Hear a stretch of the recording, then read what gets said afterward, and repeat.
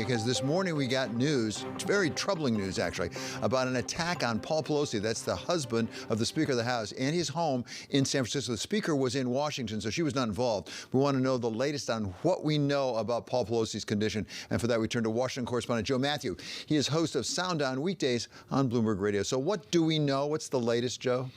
Well, we are still learning details, David, and I want to start off right at the top by mentioning that police are going to deliver a briefing roughly a half hour from now. At least that's the schedule, and we'll let you know more as we learn it here. But this is not a good story. Paul Pelosi, who's 82 years old, is expected to recover from his injuries. To your point, the Associated Press, though, reporting he was severely beaten, suffering, quote, blunt force injuries in the attack, unquote. The person who allegedly broke into the Pelosi's home is in custody.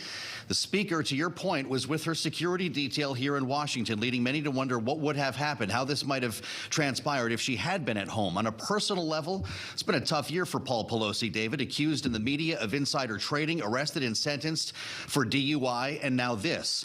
This is also a story, though, about political violence, which has touched members of both parties over the past year. Republican Senator Susan Collins recently told the New York Times she would not be surprised if a lawmaker were killed.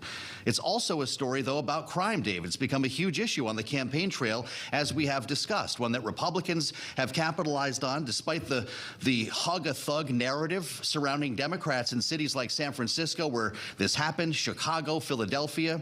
Research from the center-left group Third Way, that you can see now on your screen, finds that crime is a problem for Republican-run cities and states as much or more than Democratic ones. And the most recent data, David, showing per capita murder rates 40% higher in states won by Donald Trump than those by Biden. Specifically, the city of Jacksonville, Florida, David, which has a Republican mayor, had 128 more murders in the year 2020 than did San Francisco.